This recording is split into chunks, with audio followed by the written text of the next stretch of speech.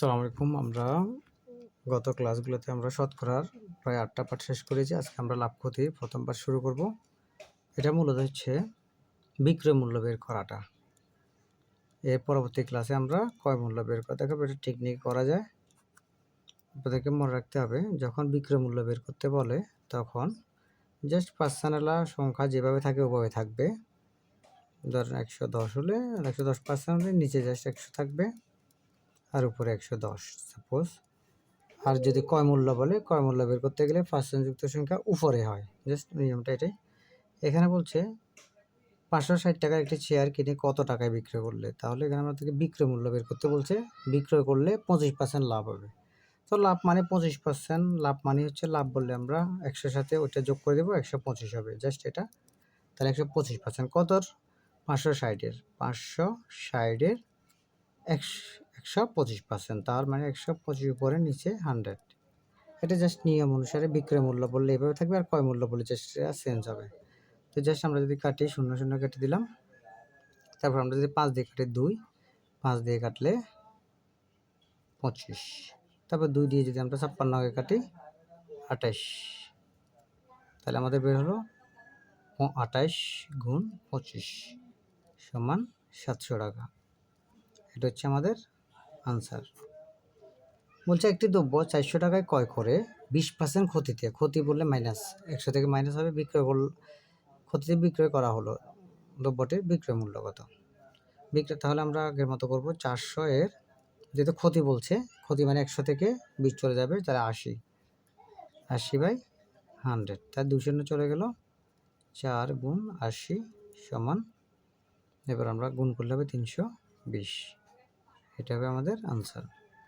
১৫০ টাকা দিয়ে একটি জিনিস কিনে কত টাকায় বিক্রি করলে, তাহলে বিক্রয় মূল্য চাইছে। বিক্রি করলে ৩০% লাভ হবে। ৩০% লাভ বললে তার মানে ১০০ সাথে যোগ হবে ১৩০। ১৫০-এর ১৩০/১০০, তাই এই ০ এই ০ এই ০ এই ০ কাটা, ১৫ গুণ ১৩ সমান ১৯৫। আমাদের ১৯৫ হচ্ছে আনসার ক নাম্বারটা। ৫০০ টাকার আম কত টাকায় বিক্রি করলে ৩.৫% লাভ হবে। তো এটা লাভ বলছে মানে ১০০ সাথে এটা যোগ হবে ৫০০-এর, তাহলে যোগ করলে আমাদের আসতেছে ১০৩.৫/১০০, তাই ২০০ চলে গেল।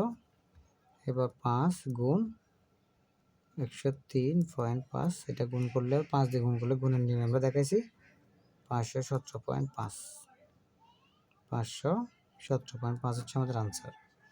এবার বলছে ক্রয় মূল্য ৩৫০ টাকা, ১২% লাভে বিক্রয় মূল্য কত? ১২% লাভে, তাহলে লাভ বললে যোগ হবে ৩৫০-এর ১১২/১০০, ঠিক আছে। তো আমরা ০ কেটে দিলাম।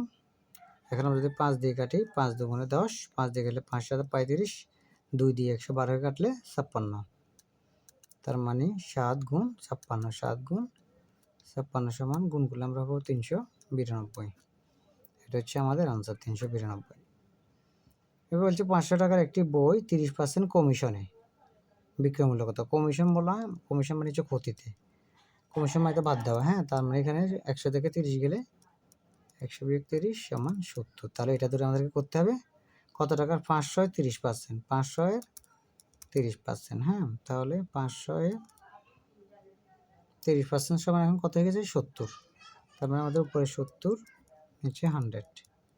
২০ চলে গেল, ২০ চলে গেল, ৭০ গুণ ৫, তাহলে আমাদের মান বেরো ৭০ আর ৫-এ গুণ করলে আমাদের আসবে ৩৫০।